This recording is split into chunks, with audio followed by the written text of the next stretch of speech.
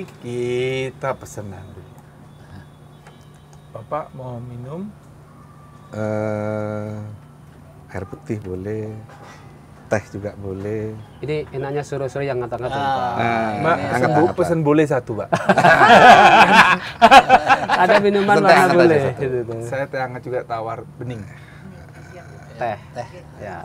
Sama? Saya sudah dipesan tadi. Apa? Kopi. Kopi. Belum dingin. Ini udah dingin. Ganti yang baru. Masih hangat. Ayo. Teh. Sengaja saya milih hari yang enggak puasa. Supaya apa yang di depan kita itu bisa dinikmati. Pak. Bisa dinikmati. Oh, sekali. Sudah. Samsul sudah. Kopi, ya. Ya. Kayak rioyoan, Pak. Apa? Rioyoan. Ini ada rengginang, jajanan tradisional. Rengginang model bulat atau rengginang model Lonjong. lonjong? Segitiga. Enak, Pak. Sore-sore kita ngobrol, ngopi, ada rengginang, ada roti. Kayak aneh ada satu hal. Ada satu hal lagi. Ada satu hal pasti sama. Samsul.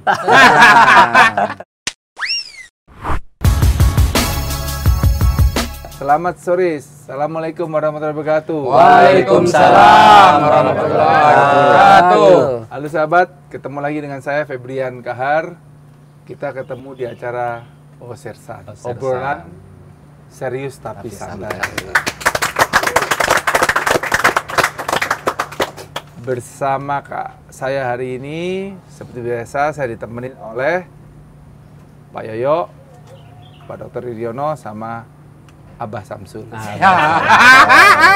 Tapi yang spesial adalah hari ini saya kedatangan dua narasumber yang top.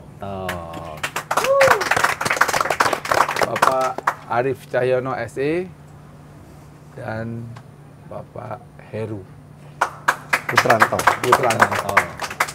Bapak Arif ini adalah pemerhati pariwisata di Jember. Bapak Heru adalah fotografer Profesional tentunya. Kamu tahu artinya fotografer apa? Belum. Lagi mau tanya. Kaset. Ayo, tahu nggak? Belum. Oh, nah, ada yang nggak tahu. Banyak yang nggak tahu rupanya tentang Dunia fotografi. dunia fotografi itu. Kalau tukang foto tahu. Tukang foto tahu. Apa itu foto? Hah? Apa itu foto? Nyepret. Ya, gimmick gambar. Jadi gambar itu lah. Gambar. Aduh. Jimmy kan ambil. Ambil. Jimmy gambar berarti ngambil gambar. Ya, ngambil apa pemandangannya masih. Ya. Salah satunya. Oh, rupanya begini, Pak. Kalau ini yang Ini teh, teh. Bapak. Ini teh bening. Oh, teh bening ya. Makasih. Swalayan rupanya. Swalayan. Pagi sore ini kita harus swalayan, minum apa yang kita inginkan. Oh. Samsul apa? Kopi. Kopi menyusul Kopi. kayaknya. Siap. Udah ada. Jenengan mau? Oh iya, ini Pak. Saya tak pakai. Ini dia. Apa gulanya ini? Saya akhir-akhir ini. Kopi, Pak. Bapak, nggih. Oh, ada sendiri kopinya. Wow, spesial. Kopi uwu. Atau ini di kantin apa? Nggih, monggo, siap. Ini di kantin. Nggih. Udah dingin. Ini kopi. Mas Heru, Iya, Mas. fotografi itu Sambil gini Mas ya. iya. Apa sih dan bagaimana sih fotografi itu secara gambaran besar aja? Secara sederhana saya bisa jelaskan bahwa dunia fotografi adalah sebuah kegiatan kreatif yang berhubungan dengan kepekaan, yang perasaan, dengan imajinasi, artinya dengan rasa yang terus dengan kuat. Nah, fotografi, kalau ngomong fotografi pasti erat kaitannya dengan namanya kamera. Sama juga dengan tukang cat, alatnya adalah alat kuas, ada cat gitu kan. Kalau ngomong fotografi pasti ada alat kamera. Nah bedanya, jujur saya berangkat dari generasi dulu lah, generasi lama. Saya belajar fotografi dengan peralatan sederhana, kamera analog. Istilah analog itu dikerjakan, dioperasikan secara manual, semuanya serba manual. Tidak seperti era sekarang dengan perkembangan teknologi, akhirnya teknologi berkembang begitu luar biasa, semua orang bisa motret. Kalau dulu ngomong fotografi ya harus belajar secara khusus. Nah, intinya Ya, kalau ngomong fotografi. Jadi kalau gini, Mas Heru ketika ngomong fotografi itu kan sejumlah kelihatannya banyak sekali regulasinya ya, banyak sekali ada peraturan. Tidak sekedar mengambil gambar, memfoto kemudian menampilkan gambar itu pada publik, tapi ada nilai-nilai yang mungkin bagi seorang fotografi apa sih yang mau ditampilkan kan gitu Mas Heru ya. Kemudian apa yang mau disampaikan, apakah itu foto itu mengandung pesan nggak kira-kira yang harus dipahami oleh publik Mas Heru? Bahasa fotografi itu secara umum sama juga dengan orang ngomong, sama juga ada orang bikin puisi, sama juga orang bikin artikel tulisan. Nah bedanya kalau di artikel kan bahasanya bahasa tulis. Bahasa tulis. Kalau bahasa puisi juga sama kan, bahasa tulis tapi akhirnya diartikulasikan dengan suara, dengan gestur, dengan apa. Lah fotografi lebih terbatas lagi dengan frame. Kalau dulu alatnya namanya kan film. Nah, kalau sekarang pakai memori, jadi nggak perlu pakai memori. Dengan sekarang bisa disimpan di HP, bisa disimpan di laptop, bisa di komputer sebagainya. Nah, ya gitu. Mungkin ini yang perlu saya anukan juga begini, kan di fotografi itu ada untuk berita, juga ada untuk istilahnya sebagai keindahan. Nah, apa bedanya untuk berita dan untuk yang keindahan itu? Kalau saya pahami sih bisa diistilahkan begini, antara profesional atau amatir. Oke. Profesional coy. Jadi profesional yang dan harus amatir. Membedakan bagaimana seorang fotografi profesional. Ceritanya profesional dulu Mas. Iya. Coba profesional ya apa ya? Kalau profesional yang saya pahami ketika saya sharing dengan banyak teman-teman pelaku, terutama yang di media ataupun yang dia bekerja dengan kegiatan fotografi. Ini gini, membedakan amatir dan profesional itu sederhana sebenarnya. Karena kalau dijelaskan cukup panjang juga. Jadi secara sederhana. Amatir ini sebentar, profesional sama amatir. Kenapa ada amatir dan profesional? Nah, sebentar dulu. Saya belum ngulik ini sebenarnya Mas Heru itu siapa? Oke, ya betul. Orang pada dikatakan profesional, kenapa amatir? Nah, coba contohkan pada diri Mas Heru. Kenalkan dulu Mas Heru ini siapa? Saya Heru Putranto. Saya lahir dan besar di Surabaya insya Allah sampai SMA kelas 1. Karena tanda kutip akhirnya saya harus dipindah ke Tulungagung, ke tempat nenek dari ibu. Di situ disitulah akhirnya saya berkenalan secara tidak sengaja dengan namanya fotografi. Kenapa? Jadi hubungannya sama amatir sama profesional. Mas Heru ini tergolong fotografer amatir atau profesional? Karena lihat dari juara ini yang harus pemirsa tahu juga. Dulunya siapa? Kenapa setelah dari SMA? Ya dari SMA lulus, alhamdulillah gitu kan 95 kalau nggak salah. Sempat mau masuk di istilahnya kalau dulu MPT kan Mas. MPT ya. Dan bibit-bibit saya suka fotografi itu juga berawal dari SMA itu. Karena jauh dari bapak ibu, tinggal sama nenek sama bule kan kesepian gitu kan. Ya, kebetulan akhirnya saya suka nonton film, suka ke perpustakaan, dan dilalah di salah satu perpustakaan itu ada buku-buku fotografi. Tapi kembali lagi sebelumnya, kalau kelas 3 itu kan ada semacam bimbingan toh Mas, kalau nggak salah. Bimbingan karir ya. Iya, sebelum kita lulus dari SMA kelas 3 itu kan ada semacam pengarahan dari sekolah kan. Nah, itulah salah satu di situ dijelaskan tentang pasca sekolah SMA kalau kita mau kuliah, naik ke jenjang sekolah yang lebih tinggi, itu kan bisa ke dokter, bisa insinyur. Nah, salah satunya saya tertarik yang namanya dunia jurnalis, wartawan. Nah, saya anggap kalau di wartawan itu kayaknya kok gagah gitu loh. Petualangan kemana-mana. Terus salah satunya akhirnya jadi nempel itu kalau gambaran saya pernah lihat di literasi atau di buku atau di mana itu kan nyangklong kamera. Itu. Yang dilalah di proses awal ketika saya mau lulus itu ditawari lah sama bapak. mau dibelikan sepeda motor bekas tapi second. Iya. Karena mungkin sudah mulai agak bener, sudah mulai mau sekolah, mau belajar gitu. Tapi Agak saya nggak bener. mau.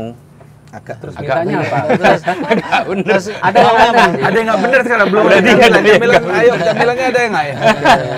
Saya sudah mau belajar, Camilan sudah nih. mau sekolah gitu kan. Terus. terus Sudah mau sekolah. Saya nggak, saya bilang kalau sepeda motor saya nggak tertarik. Pertimbangannya karena kebetulan Ini cailannya ini. Biar lancar ini kayaknya kita harus ngemil dulu. Nah,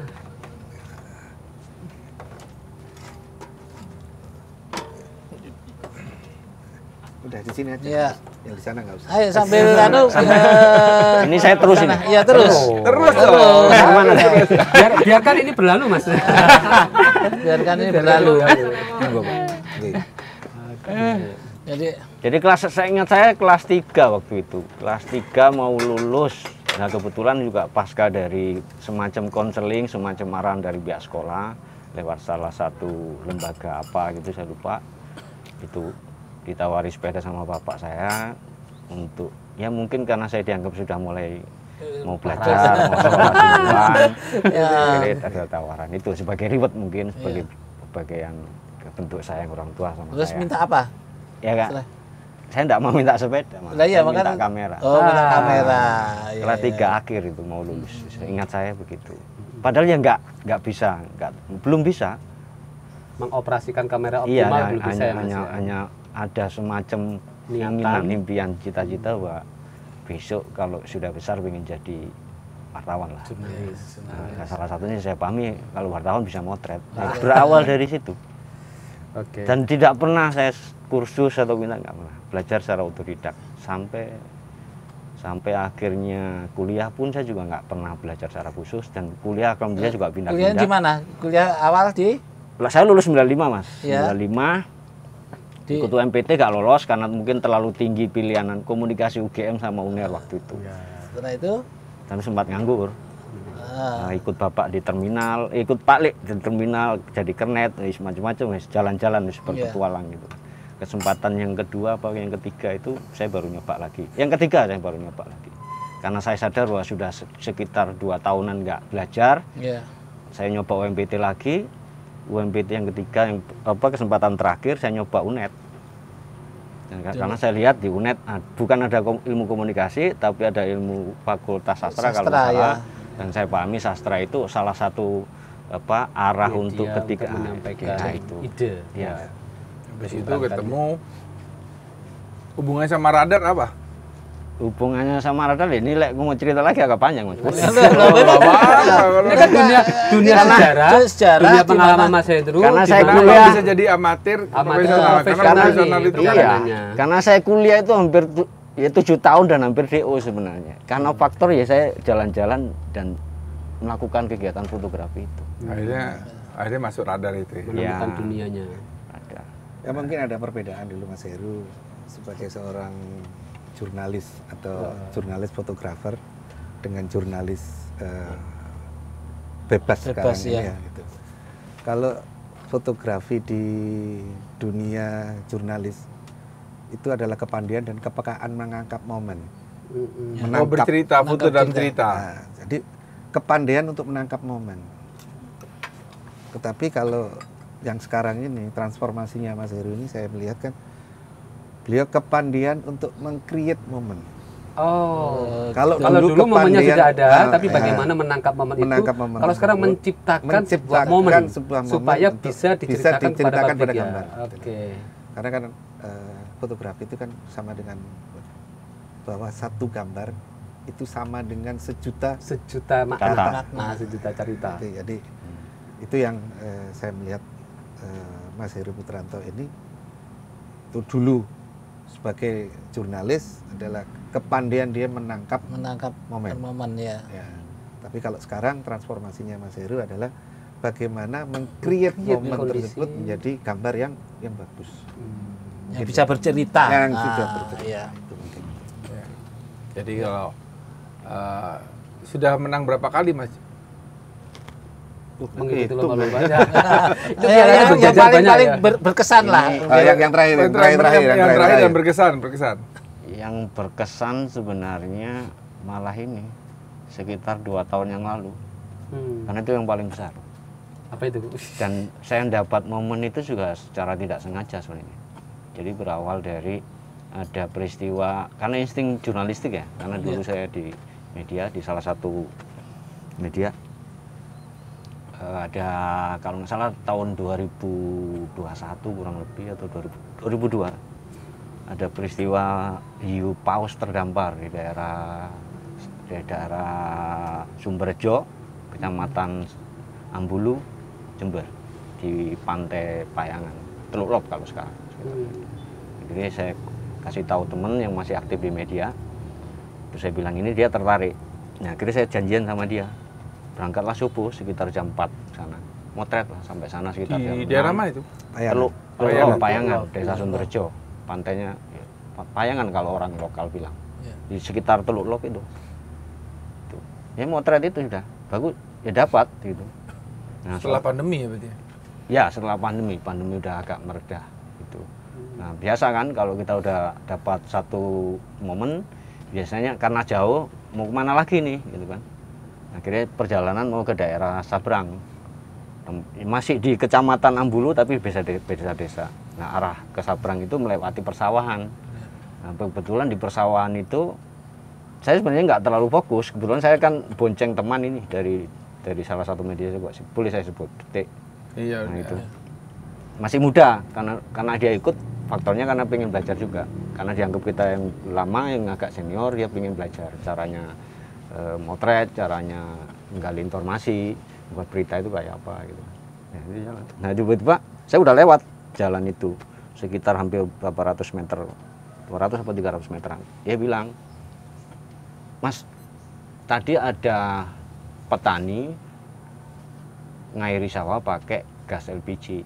Loh kok nggak ngomong dari tadi? Tak pikir nggak menarik ya. Setelah itu saya belok balik lagi. Nah teman yang dari media yang lain tadi juga ikut motret. Kita bertiga atau berempat motret.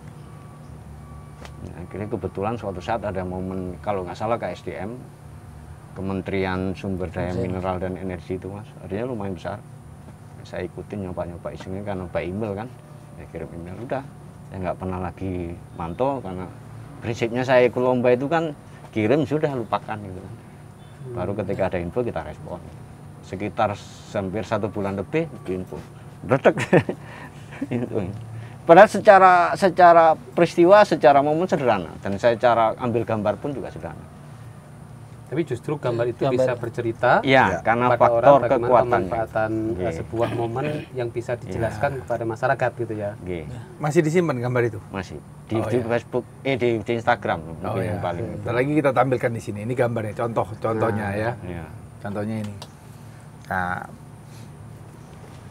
sebenarnya paling banyak juga, cuma kalau dianggap paling berkesan mungkin itu karena secara tidak sengaja dan tidak pakai persiapan dan tidak pakai dia nggak sengaja terus nggak pernah dapat. Tapi aku pengen takon. Apa Mas? Apa bedanya fotografer fotokopi Mas? Kan foto aja. Kan foto nih Gambar. Kalau foto bisa difotokopi. Ya. Oh gitu ya. Fotokopi digantikan gambar agak susah. Kan cara peralatan kan beda. Sampai pakai fotokopi mau dipanggul gini kan susah. Kamera kan kecil. Iya. Jadi untuk fotografer kan alatnya lensa, ada bodi kamera bagaimana. Mau fotokopi kan besar. Nggak mungkin. Nah, saya udah kenalkan Pak Arif. Mas Heru, sekarang Pak Arif. Pak Arif ini pemerhati pariwisata. Saya kenal beliau tahun 2006 ya. 18 tahun. Coba bercerita sedikit biar kenal. Siapa? Ya, saya Arif Cahyono, lahir dan bayinya di Malang. Bayi, Pak ya? Bayi. Setelah umur 3 tahun saya ikut orang tua di sini sampai sekarang. Masalahnya adus sekali bedadung. Ya. Dan saya anak negara karena bapak saya tentara, sekolahnya pun sekolah negeri sampai sampai lulus kuliah di Universitas Jember, kemudian bekerja pun juga menjadi pegawai negeri dan sampai sekarang pun aktif. Dan kebetulan saya di Pemda ini yang paling lama saya menangani di bidang pariwisata. Ya. Hampir 9 tahun saya di sana. Jadi kalau dikenalkan tadi sebagai orang yang pemerhati lah, gitu. Karena saya lama di bidang menangani di bidang pariwisata di Kabupaten Jember ini. Sambil terus. Nah, itu. Nah, dari situ tahun 2026 saya berkenalan dengan almarhum Bapak Kahar Musakir, orang tua beliau. Nggak kenal sama beliau. Justru saya berkenalan dulu dengan Bapak. Waktu Bapak mau awal-awal merintis Botani. Taman Botani Sukorambi.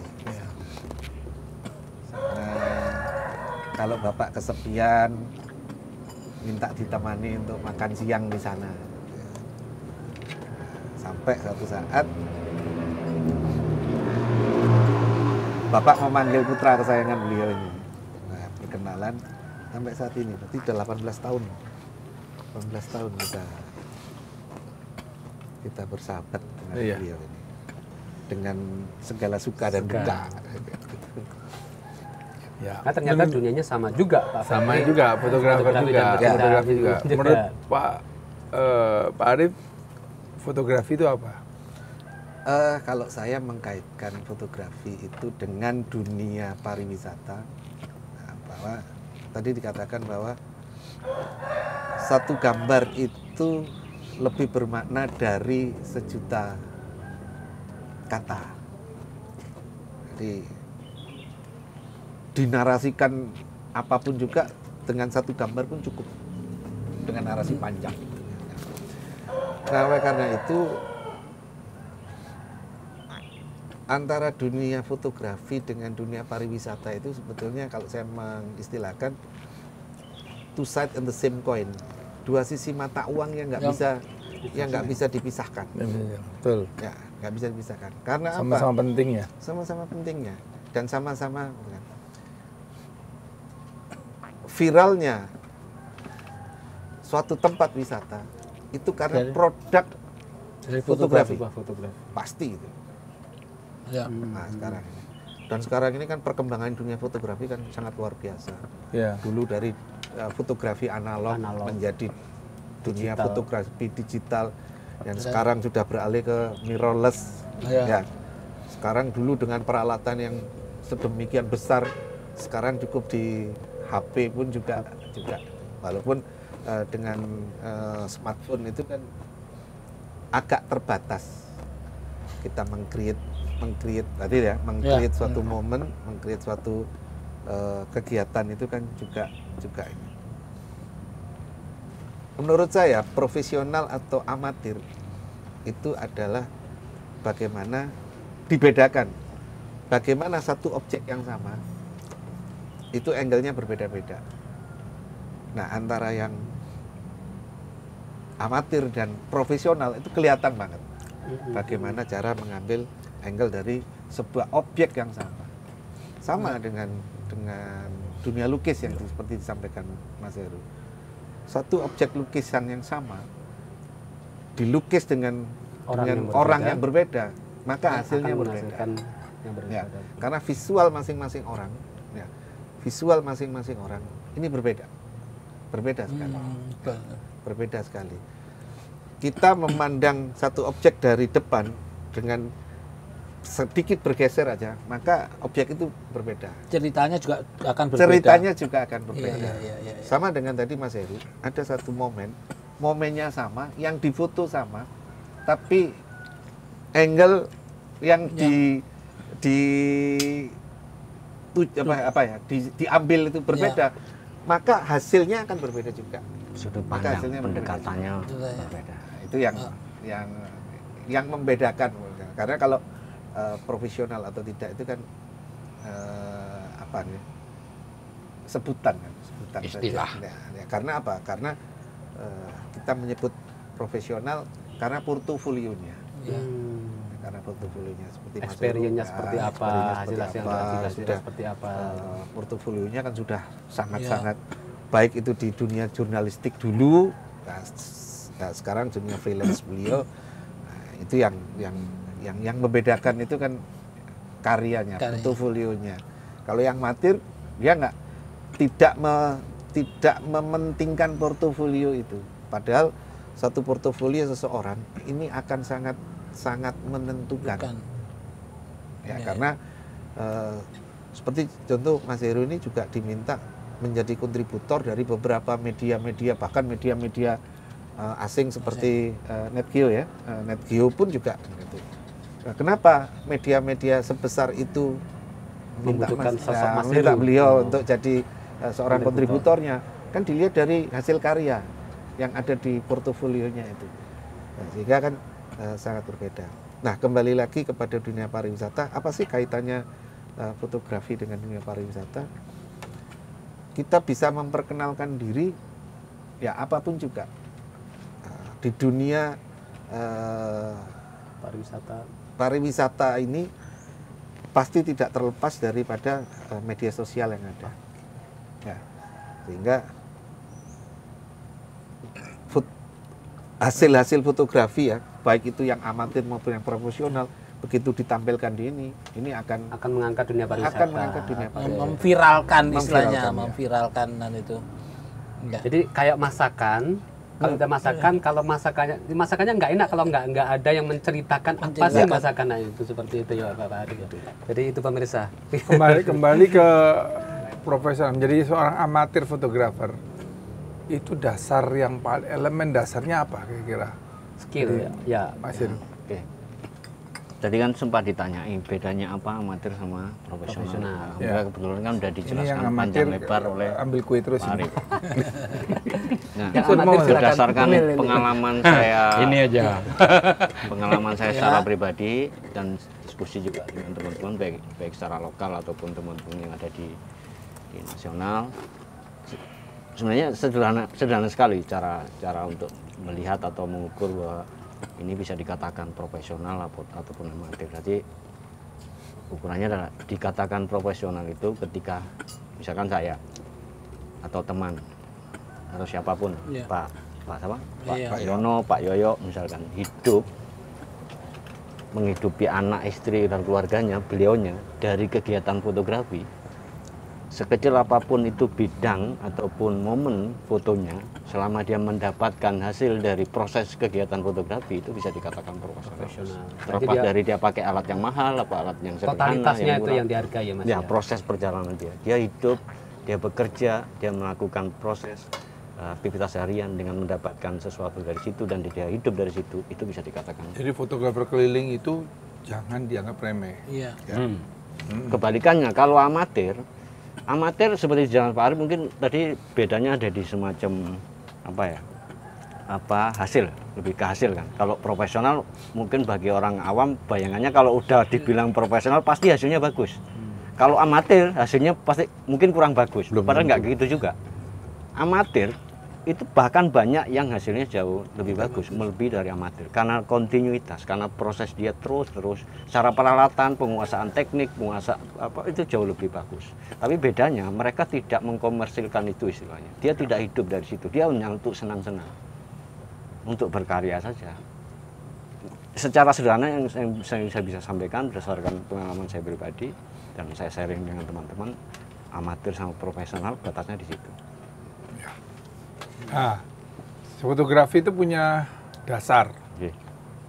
Mau amatir atau punya dasar segitiga fotografi, betul kan? Triangular exposure. Ya. Jadi apa aja itu? Asa, diafragma, sama kecepatan. Exposure.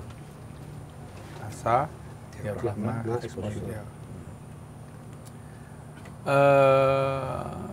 Asa itu apa? Kalau dia nggak tahu, asa itu asa yang putus asa, itu dia tahu. Asa harapan dia, asa itu namanya harapan. Kalau asa itu semacam kepekaan, Mas, kalau di istilah. Kalau dulu di zaman saya saya kan generasi analog ya, generasi pakai kamera, semuanya serba dioperasikan secara manual. Itu kan pakai film, kepekaan. Dulu istilahnya ada asa 100, asa 200 sampai asa mentok 1600. Nah, itu kepekaan. Jadi kalau asa 100 Penyerapan cahaya lah. Nah, ya dia menyerap cahaya. Kemampuan dia menyerap cahaya. Kemampuan dia menyerap cahaya. Asa 100 itu kepekaannya rendah. Jadi di asa itu ada dibagi 3 kan. Asa rendah, asa sedang, asa tinggi.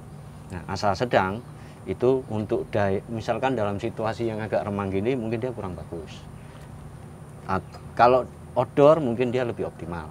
Tapi untuk kebutuhan tertentu misalnya foto panggung dan sebagainya biasanya pakai asa tinggi karena tingkat kepekaannya dia serap terhadap cahaya minim dia lebih kuat. Karena proses fotografi itu bisa terjadi, bisa dilakukan dan ada hasil yang namanya foto itu ketika ada sekecil apapun cahaya. Katakanlah lilin. Dan mengacu pada filosofi pengertian definisi fotografi, fotos dan grafos itu kan melukis dengan cahaya. Jadi kalaupun alatnya canggih, bagus dengan properti peralatan yang macam-macam, ketika itu blank out, nggak ada cahaya, nggak bisa dilakukan proses fotografi. Jadi kembali lagi tadi, kemampuan teknis juga menjadi penting. Kalau di zaman kita sangat sederhana kan, asa sama speed. Asa speed. Sekarang itu asa speed ya? Iya, sekarang asa. Enggak, sekarang itu speed sama bukaan. Oke. Diafragma kalau diafragma ya Pak. Exposure dulu nggak ada. Exposure nggak ada. Kalau dulu nggak ada. Exposure kan dimainkan di proses cetak di ruang gelap, diturunkan, ditambah itu ya, cahayanya. itu kan cahayanya. Ya, kalau sekarang kan enak di teknologinya. Kita minuskan atau kita plus. Iya. Nanti kita kan mempengaruhi saturasi warnanya. Speed, ISO sama speed, ISO sama asa. Ya itu, kepekaan dari cahaya. Diafragma, asa, speed. Diafragma.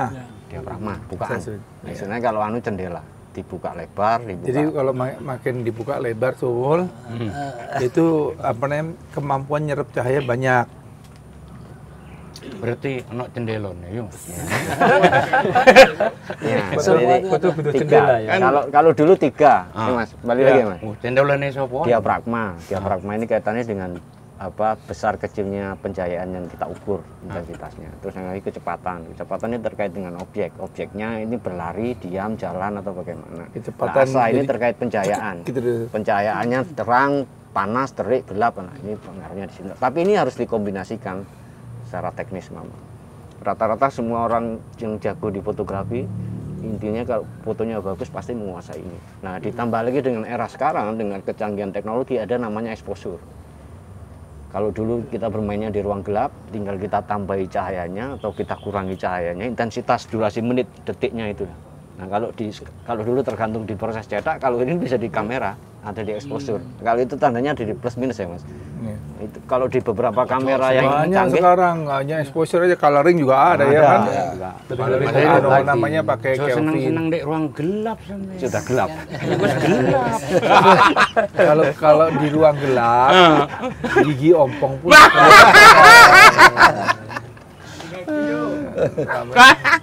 Ini gelap juga karena jalan-jalan, Mas. Iya. Karena prinsipnya fotografi itu perjalanan. Terutama kalau saya suka di landscape kan, suka di jurnalistik. Nggak Ini mungkin pernah still. naik pohon, dicari tidak ada di atas pohon deh.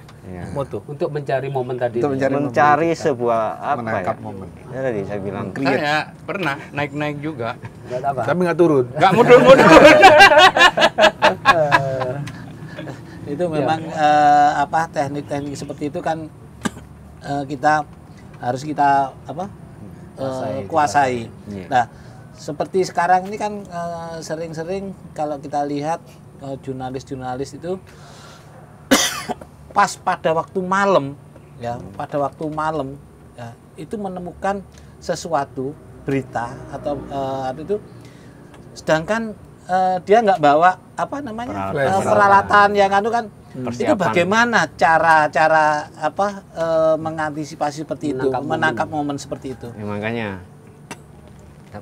Pak Arifin tahu ini. Ya, jadi memang itu tadi yang disebutkan tadi kan, di mana itu sama dengan filosofi seorang manusia ya, di mana ada satu titik cahaya pun itu bisa kita tangkap momennya. Salah satu contoh yang paling fenomenal dulu Mas Heru pada saat Semeru ya. Semeru. Waktu Semeru itu satu-satunya yang bisa memotret lahar Semeru pada saat turun itu insya Allah Mas Heru. Jadi tadi karena apa? Kebetulan lahar itu ada api. Iya, ada. Ada api. Cahaya muncul itu. Dan itu Mas Heru foto dari ke jarak sekian kilometer itu Pakai tele. pakai tele. Ya. Pakai tele. Dan itu luar biasa sekali. Teknik mas. Teknik. Iya, tadi bukan hanya teknis, kali ini juga ada insting seorang jurnalis menangkap momen itu menjadi penting juga, yang bisa disampaikan kepada orang bahwa ini kalau saya ambil titik poin fokus di sini akan banyak cerita kepada orang-orang seperti itu. Yang pasti harus teknis dulu. Ya. Teknis. Berangkat dari semua teknis. Pemahaman asa itu tadi, triangle exposure, memahami asa itu apa, diafragma itu apa. Nah itu dikombinasikan jadi satu. Pasti semua rata-rata harus paham itu. Nah, kembali lagi di pertanyaan Pak Yoyo, ketika kita anggap aja kerja-kerja profesional di bidang fotografi, tiba-tiba karena lupa, karena memang mungkin alatnya seperti itu, tapi kondisinya sangat ekstrim, sangat terbatas cahaya, padahal sulit momennya. Nah itu pada akhirnya kemampuan teknis itu penting, terus jam terbang juga pada akhirnya. Makin sering kita berproses di fotografi, pada akhirnya tahu dengan situasi cahaya kayak begini, dengan momen kayak begini, kita akan memilih teknik yang apa. Nah rata-rata pada akhirnya kembali pada teori jadul manual itu tadi. Jadi karena pernah secanggih apapun teknologinya, dengan keterbatasan itu pasti nggak sesuai dengan harapan. Nanti akhirnya teknologi manual itu masih terpakai sampai hari ini, dan saya bisa pastikan mayoritas, walaupun analog, walaupun digital, Teori teori teknik manual teknik itu masih sangat mumpuni. Karena apa? Masih sangat terukur, Mas. Dengan pilihan asanya bagaimana? Tetap menghasilkan angel istilahnya. Angel atau menghasilkan foto yang berbeda, yang diharapkan. Yang diharapkan. Karena secanggih apapun, kadang pengalaman saya pribadi pakai alat yang bagus itu kita pakai auto lemot, nggak sesuai warnanya juga nggak sesuai, terus detailnya juga nggak sesuai. Kadang-kala itu. Tapi ketika pakai manual, sesederhana apapun harga kamera itu, semurah masih bisa terkontrol. Ini pernah ada satu momen ya. Kita tahu almarhum Mas Dinan Faris itu standar terhadap sesuatu itu kan sangat-sangat tinggi sekali. Nah, salah satu fotografer yang dipercaya oleh beliau itu kan Mas Heru ini juga. Pernah satu momen kita mau ambil fotonya Mas Faris itu ya. Nah, sedangkan peralatan kita nggak komplit, nggak pede sebenarnya. Ini gimana cahayanya ya? Apa yang terjadi? Kita cahayanya itu pakai motor ya? Motor dinyalakan. Pada motor di beberapa sisi dihidupi lampunya, kan itu malam hari. Karena Mas Faris bisanya malam hari. Itu pakai motor gitu lah. Lampunya motor. Mas Faris itu, Dinan Faris itu adalah foundernya CFC ya. Beliau Fashion Carnival. Standar terhadap sesuatu itu kan sangat-sangat termasuk terhadap fotografi. Tapi ternyata Nah, itu kembali lagi. Kalau kita berproses di fotografi itu melatih mental juga, melatih keberanian, melatih kepercayaan diri. Kalau dalam fotografi kita minder, kita malu, kita nggak percaya diri, ya susah. Kita bisa mengeksplorasi dengan leluasa. Contoh kasus yang baru itu. Kalau kita nggak pede, kalau kita mantap, tentu objek terasa kok bahwa kita itu lagi neretek, kita lagi grogi, kita lagi bingung. Jadi kita harus bisa menguasai keadaan.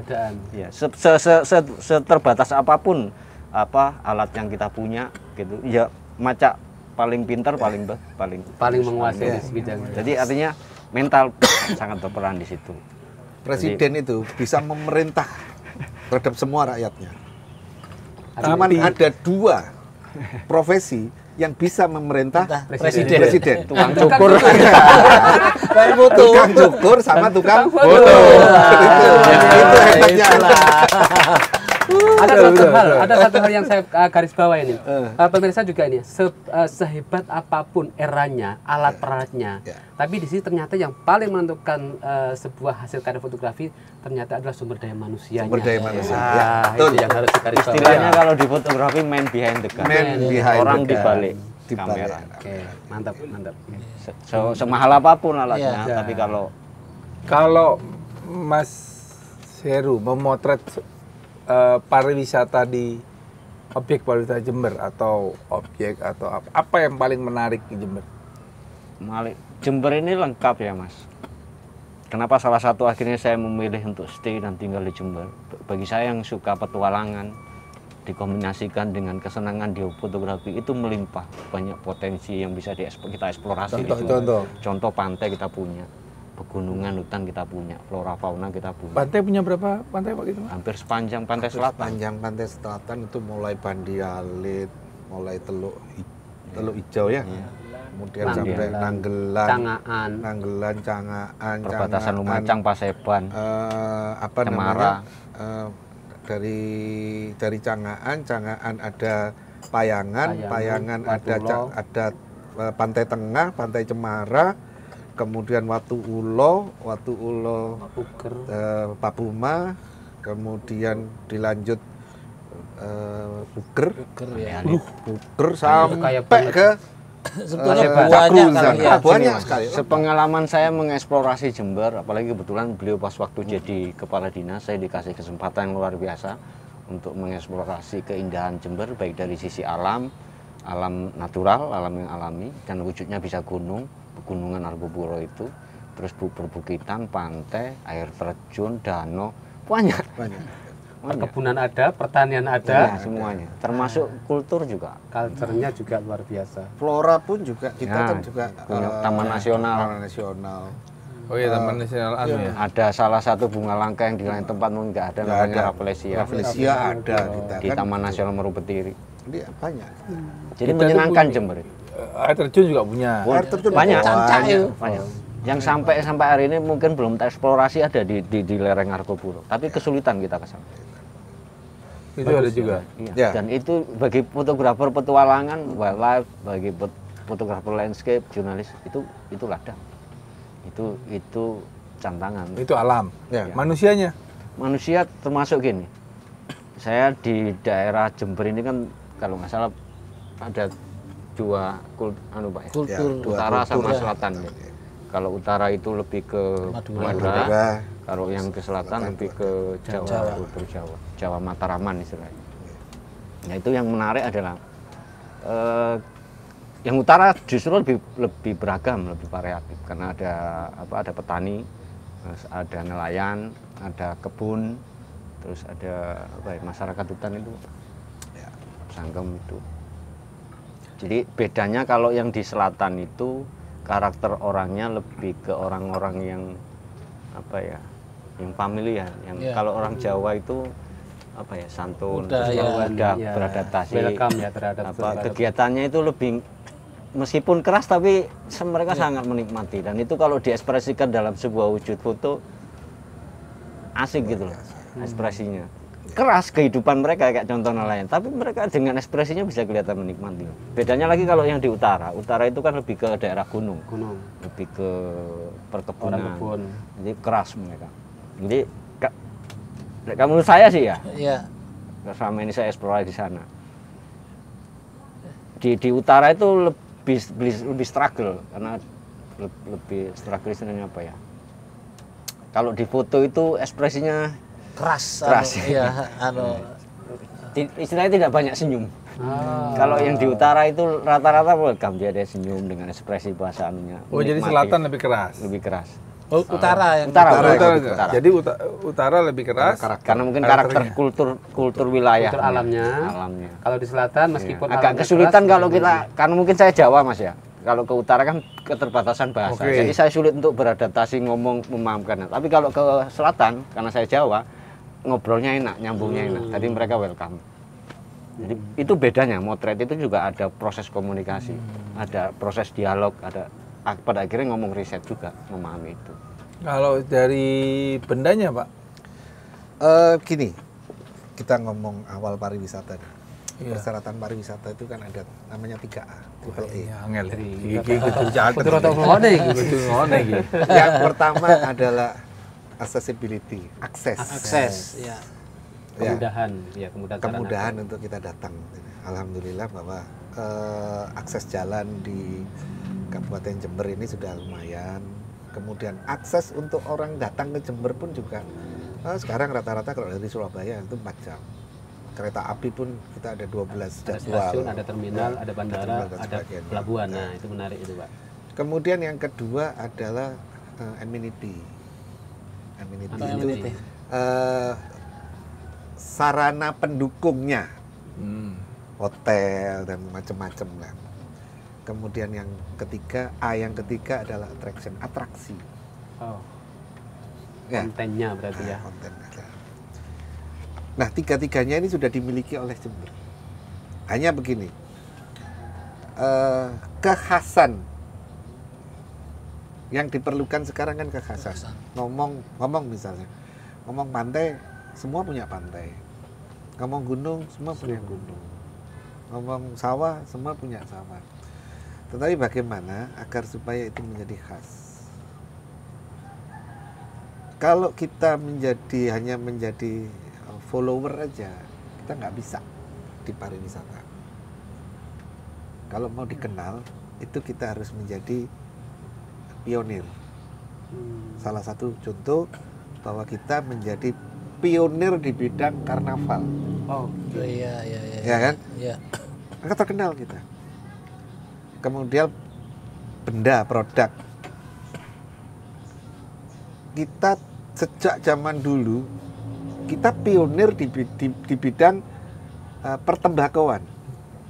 Ya kan? dia harus tepuk tangan Ini lagi. pionir Ini ini. Nah, ya kan? tepuk tangan tembakau masuk Nah, oleh klasternya karena itu, pariwisata nah. ternyata ya. Iya. Jangan dianggap bahwa kegiatan pertembakauan termasuk apa yang dilakukan oleh TTN dan Bin Sigar ini tidak menjadi atraksi pariwisata. Ini adalah atraksi pariwisata. Ya kan? Iya. Tapi bagaimana kita meng-create saja? Meng-create suatu kegiatan yang tadi dikatakan Mas Febrian tadi, bagaimana kita meng-create suatu kegiatan? Ya. Dulu orang ngerolling ya. Rolling ya. Rolling itu dianggap remeh. Sekarang ini Orang rolling banyak- itu banyak menjadi mencari trennya atraksi utama di beberapa, bahkan Pak Presiden aja mau merolling juga mau ya. merolling juga kan. Nah, ini bagaimana meng-create kita meng-create kondisi. suatu kegiatan atraksi.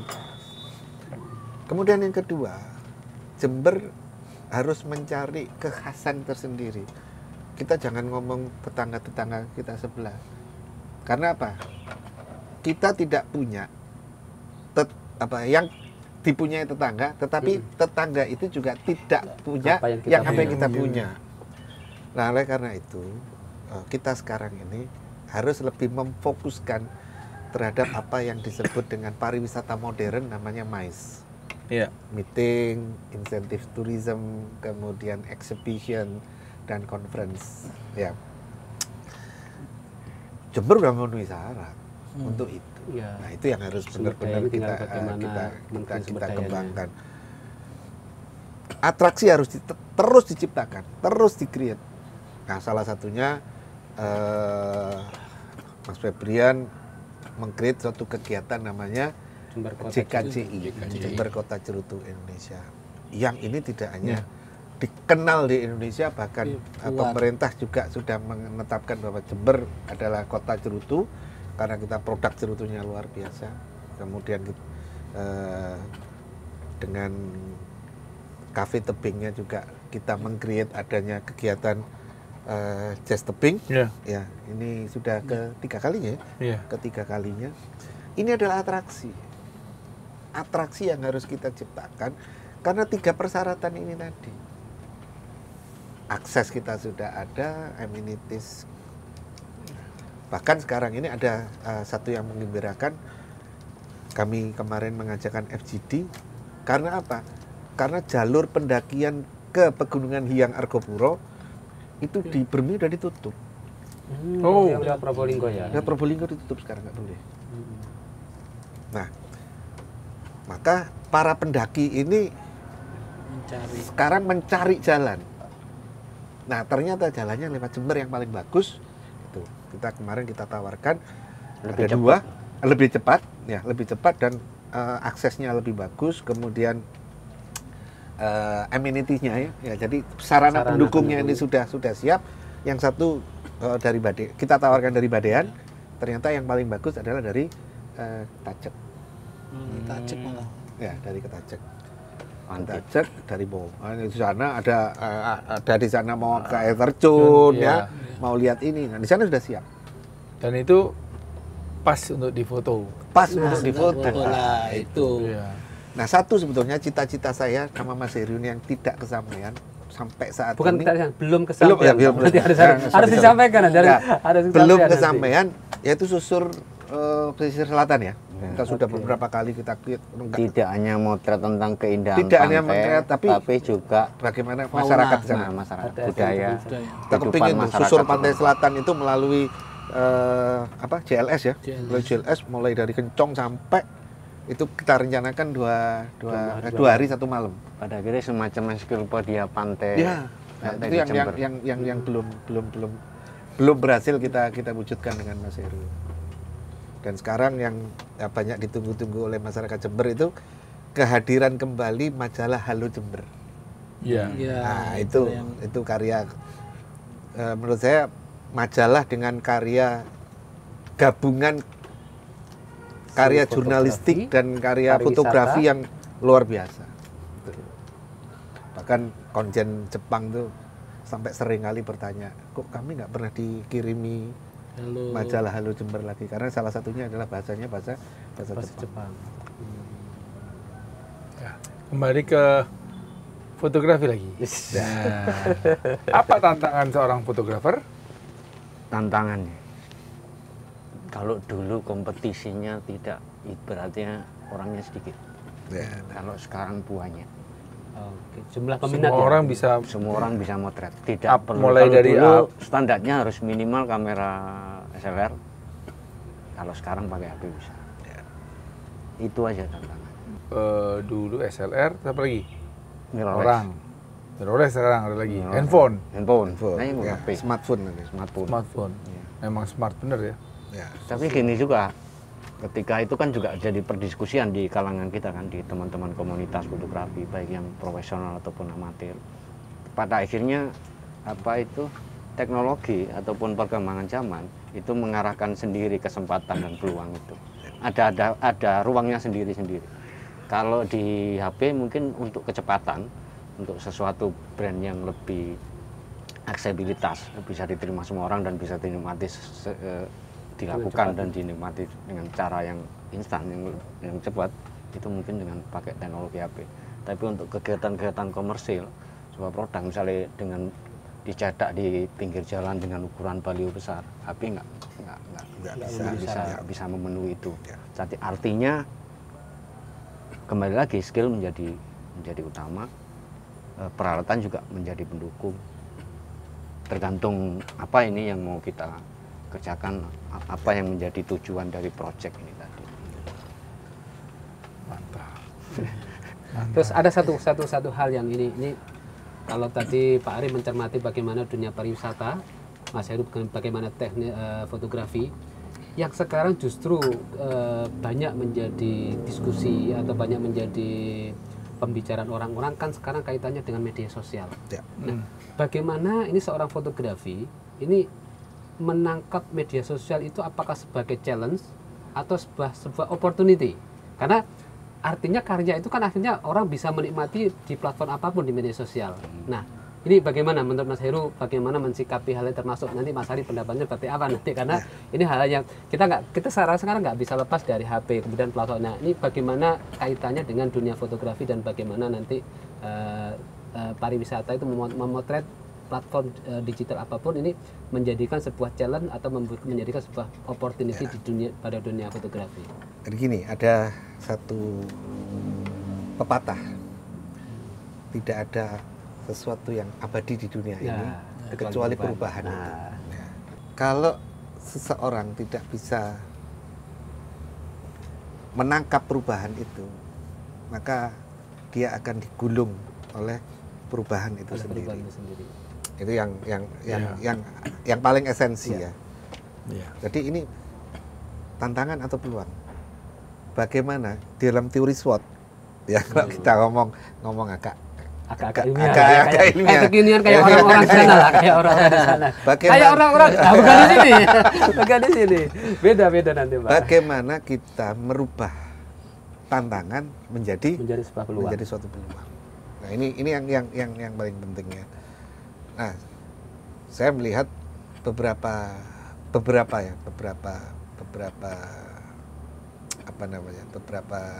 sahabat saya, Mas Febrian, Mas Heru ini, orang yang dengan sangat taktis merubah suatu tantangan itu menjadi peluang.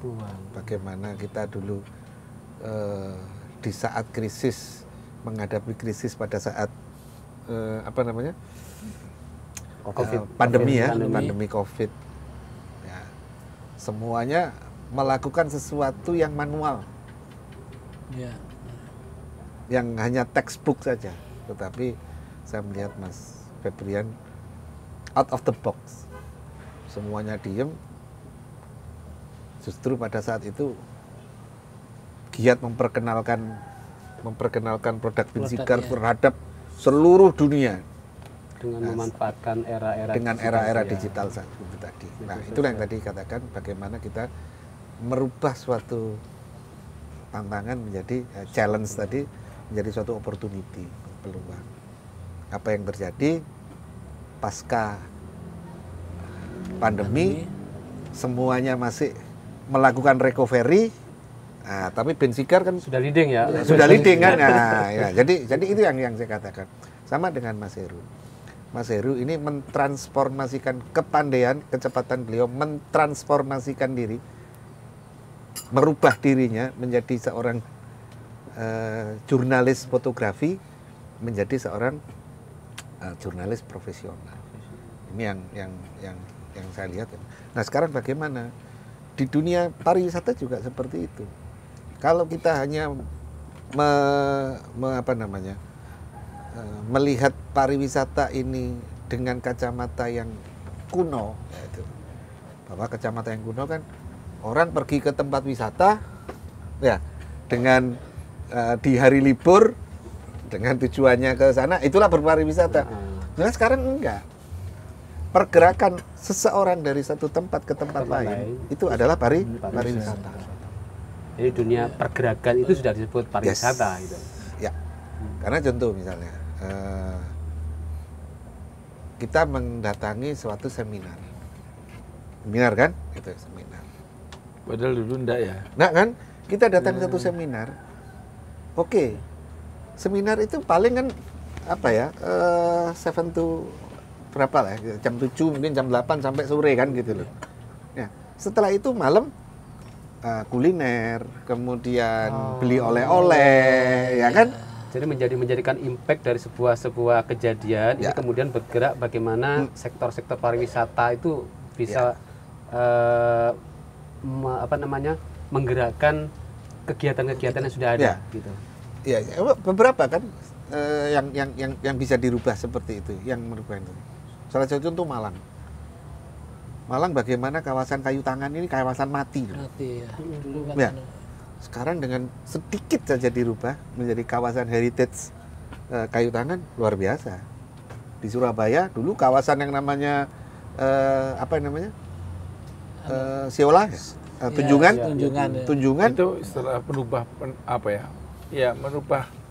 merubah penampilan ya. Datang tidak hanya sekedar menikmati tempat itu bagaimana, tapi ada sesuatu sisi lain yang bisa dinikmati di situ. Ya, sehingga kan sekarang kan kawasan Tunjungan macetnya minta ampun kan. Kalah yang namanya Malioboro. Ya hampir sama sekarang kan. Mungkin ini dicontoh juga oleh Jember sekarang ini kalau kita melihat ini. Ini jalan Sultan Agung dulu malam itu kan sepi sekali. Sekarang malam wisata itu ada itu ya. Wisata kuliner mulai dari itu sebetulnya permainan media. Bukan, ya, satu permainan media, itu kan dia fotografi dan sebagainya. Yang kedua itu produk kecelakaan. Gimana Pak? Produk kecelakaan. Ada regulasi ini. Ya, itu produk kecelakaan begini. Mereka semua dulu berkumpulnya di alun-alun. Tuh, ketika baru ingat alun-alun direnovasi, mereka begitu pindah alun-alun renovasi. direnovasi, Nggak ada tempat. mereka nggak ada tempat. Mereka mencari tempat sendiri yang sekarang luar biasa sekali. Kita mulai KFC itu Iya, sampai masjid, Masjid ya. itu mulai luar biasa. Malam itu sekarang rame. Kalau dulu takut Itu. kita jalan. Dan harapan saya ini terus terjadi. Walaupun nanti kawasan alun-alun sudah selesai, Iya. itu Berarti itu ada harus pengembangan, malah dipertahankan. ada pengembangan tempat ya untuk Ya, bagaimana. kawasan alun-alun biarkan bersih mereka. Iya. Dengan itu biarkan itu. Dan ini kalau kita kembangkan, ya ini bisa menjadi kawasan seperti kawasan Kayu Tangan tadi, Iya. kawasan Malioboro atau kawasan Tunjungan deh, Pak. Ini tunjungan kita sekarang itu mulai KFC. Tempatnya kita Juga foto Jember berarti nih. yo. Iya. Banyak objek foto. Bisa hunting juga Mas Heru ini. Iya, Dia tadi punya kan malam Pak ini, Arif ya. jelaskan dari sisi kepentingan polisi kan, Iya. politik kebijakan di birokrasi. Pak Mas Yono kan tanya tentang tantangan Tantangannya. melihat era media sosial ini bagaimana, terutama dalam di profesi kita, Di profesi fotografi. Kalau saya melihatnya sebenarnya peluangnya jauh lebih besar Oh gitu ya. daripada dulu. Orang tidak bisa lepas lagi dari namanya dunia media sosial. Rata-rata mayoritas lah punya Instagram, punya Facebook, punya Twitter dan sebagainya. Dan di situ bahasanya sekarang adalah, coba dicek, bahasanya mayoritas bahasa visual, bahasa gambar sama bahasa video. Itu paling efektif. Kalau dulu kita ditanya di mana, pasti kan menjelaskan jalan A, B, C, D. Sekarang kan cukup selfie, dek, dia tahu lokasinya di mana. Dan itu kan bahasa visual. Nah sekarang hari ini tuh dipakai oleh banyak semua korporasi, di kementerian, di BUMN, di birokrasi. Bahkan toko pun juga pakai cara itu. Dan akhirnya apa? Kemampuan-kemampuan di bidang fotografi diukur itu terserap. Meskipun tadi konsekuensinya banyak pesaing, Iya. Justru banyak tapi wadah di situ. iya ya. banyak kesempatan. Nah, Akhirnya tinggal banyak bagaimana terwadai. kita melakukan sebuah kegiatan proses fotografi yang intinya tanda kutip baik dan benar, punya profil yang bisa dijual, lah. Bersaing konsisten, Nah, tapi dengan wadah-wadah yang bermacam-macam, akhirnya Ya, ini justru kira-kira menjadi begitu. opportunity yang lebih Ya. baik ya. saya berangkat dari dulu, kembali lagi seperti Pak Arif. 2018 saya memutuskan untuk freelance, berhenti dari salah satu media korporasi, berawal dari kejenuhan. Ya kebetulan karena istri juga ada sedikit kesibukan, ada usaha kecil, saya bantu di situ. 2018 saya berhenti, 2019 hampir praktis setahun saya nggak motret karena saya nyadar bahwa dunia saya tidak seluruh di situ dan saya memilih untuk sudahlah saya tinggalin. Covid itulah blessing disguise, apa istilahnya? Ya. Titik balik ya. Titik balik. Menjadi titik momen. Bagi banyak orang mungkin Covid itu menyeramkan atau bagaimana. Tapi saya justru mendapat hikmah luar Banyak biasa di berkah Covid dari itu. Covid itu. Karena bagabut nggak kemana-mana, ya saya ndablek aja, bawa kamera saya keluar, saya motret. Nah ada banyak peristiwa yang menurut saya menarik untuk ditunjukkan ke ya. orang. Karena mungkin naluri saya naluri jurnalistik. Tapi gaya saya lagi-lagi kalau saya sekedar cuma posting kayaknya kok bukan gaya saya. Tapi harus perlu cantolan, akhirnya ya ikut lomba itu. Nah dari lomba ada hasil reward itu, akhirnya orang jadi tahu bahwa saya aktif di media sosial. Bisa membaca portofolio tadi yang Ya, diri. Ya itu tadi, akhirnya saya dipakai UNED, dipakai ini, diajak project ini, nah itu makanya saya bilang kalau saya pribadi bilang ini sebenarnya peluang luar biasa. Tinggal bagaimana kita bisa memanfaatkannya, beradaptasi istilahnya, memanfaatkan itu dengan Supaya tidak tergulung tadi ya Pak Arif ya. Betul. Ya, kami berdua di sini ini ya, bisa seperti ini itu karena Mas Fer. Saya bisa seperti ini karena beliau. Mas Heru bisa dengan portofolio yang begitu hebatnya itu karena Mas Heru juga. Dan di sesi ini ada satu orang yang paling bingung sekarang. Siapakah itu? Oh, yo. Kenapa? Karena semua textbooknya nggak berlaku di sini. Nggak ada gunanya dia bikin. Berpikir logbook tadi. Berpikir out of the box itu bagus tadi. Pesan dari Mas Mas Heru. Heru terhadap fotografi digital saat ini. Kan ada fotograf, ada mirrorless, ada SLR, ada smartphone, Ada analog, masih ada. Pada prinsipnya adalah semua kegiatan itu kan harus diawali dari proses yang namanya belajar, Mas. Nah, kalau ngomong belajar istilahnya tidak ada istilah berhenti. Tapi minimal kalau ngomong fotografi, belajar teknis dasar itu harus dipahami. Nah, lagi-lagi kalau ngomong fotografi berarti kan ngomong kamera. Iya. Secara standar kita harus punya kamera. Oke, Kamera atau smartphone lah ya, boleh ya. boleh lah. Apa yang penting alat rekam. Punya alat, Ya. punya Oh, alat rekam, oke. Alat rekam bisa buat video atau bisa foto lah. Dari situlah sebenarnya proses bisa dilakukan. Banyak teman-teman yang di sana yang jago, katakanlah yang profesional gitu kan, yang bisa menjadi inspirasi anak-anak muda hari ini, bahwa lihat fotonya kok begitu luar biasa, prosesnya bagaimana berapa. Itu karena proses perjalanan. Kalau proses berlatih dia terus motret. Ya, sampai hari ini pun saya juga nggak tahu bahwa foto saya bagus apa enggak. Yang penting saya motret aja. Oke. Akhirnya penilaian kan dari orang Justru lain. orang yang bisa Ya, menilai karya kesempatan kita. itu juga akhirnya dikasih oleh orang lain karena kita berproses saja. Bekerja dengan melakukan yang terbaik. Dan ada proses di proses kreatif nggak ada istilah kan Mas? Pinter. Nggak ada Dia istilahnya. bekerja ada dengan istilah hati. selesai gitu kan. Ini artinya Nggak- sudah bekerja dengan Ya, hati. nggak nih, ada istilah bekerja. selesai dalam proses Ya. kreatif. Pasti ada perkembangan kan. Era ini apa? Kita itu tadi kembali kemampuan adaptasi. Siap. Kemampuan adaptasi, terus continue, terus kita berproses, kita belajar. Dan Kita menjadi seorang pribadi yang produktif di situ ya. Nah, sekarang pesan dari Sang maestro. Sang maestro. Jadi begini, itu untuk teman-teman orang-orang Jember lah ya, atau yang mengaku Iya. orang Jember. Satu pesan saya, banggalah jadi orang Jember dan jadilah orang Jember. Karena apa? Jember adalah Indonesia mini yang punya semuanya. Jember kota karnaval yang diakui dunia. Jember kota cerutu yang Yang juga diakui dunia. diakui oleh dunia. Banyak hal yang di sini hanya satu-satunya di Jember. Di kebun teh. Indonesia ada kebun teh hijau ya Bukita. ya, Pusat Bu, kita. penelitian.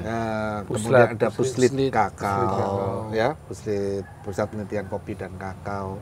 Kemudian ada pabrik edamame ya. Kita Edamame, ya. produsen edamame Terbesar. terbesar di Indonesia kita. Nomor 5 di dunia. Nah, itu ya. Ingat ya, pusat penelitian kopi dan kakao di ada di dunia hanya ada 2. Ya. Satu di Perancis, satu di Jember. Indonesia. Ya. Dan di Indonesia ada di Kabupaten Jember. ICCRI ya. Ya, ICCRI. Oleh karena itu pesan saya satu, banggalah jadi orang Jember. Oleh karena itu menunjukkan rasa bangga, fotolah di Jember, Mutulah di Jember. Ya, motolah di motolah. Jember, buat Mengekspresi. videonya di Jember, ekspresikan di Jember, sebarkan ke media sosial semampu kalian bisa. Luar biasa. Luar biasa. Pesan buat yang bukan orang Jember. Pesan buat orang yang Jember, kalau Jember. kepingin tahu bagaimana luar biasanya Jember, datanglah ke Jember. Sepakat ya? Ya. Kalau pengen tahu spotnya, Nah, Instagramnya nih, Instagramnya Mas Heru, bisa lihat tuh spot-spotnya di mana. DM aja, nggak apa-apa. Kita nggak pasti dibalas oleh beliau, gitu. Karena memang beliau ini, Mas Heru ini yang jalan-jalan kemana-mana. Jadi memang Lebih banyak mengeksplorasi lebih Jember banyak ya. mengeksplorasi Jember. Oke. Sahabat Sersan, ini ngobrol santai, benar-benar santai hari ini tentang fotografi. Tapi maknanya tadi kelihatannya ada santai, keseriusannya luar biasa. Banyak Ada seriusnya. edukasi yang mungkin nyampe kepada pemirsa. Sampai kita hari ini keluar dari box. Ini nggak berlaku. out of the box. Out of the Iya. box. Ya. Ya, jadi memang ya itu yang kita coba sharing hari ini, yaitu mengenai fotografi dan Jember Dan Jember pariwisatanya. dan pariwisatanya. Begitu. Terima kasih udah nonton channel ini. Jangan lupa like dan subscribe, komen, dan kita tunggu channel selanjutnya. Terima kasih. Salam sehat, salam bahagia. Saya Kayaknya kok lapar ya. Kenapa? Mau Indomie? Ada Indomie. Mau Indomie. Apa mau Indomie? Boleh. Mie goreng. Kuah apa goreng? Kuah kayaknya ya. Iya. Anget-anget gini kayaknya. Soto. Soto. Soto. Mie goreng. Pedas. Soto. Pakai telur nggak, Pak? Ceplok. Boleh. Telurnya dijadikan satu apa diceplok? Boleh, diapain aja. Pokoknya jangan yang masih mentah aja. Oh iya. Iya. Kayak ramen. Goreng. Goreng. Telur ceplok.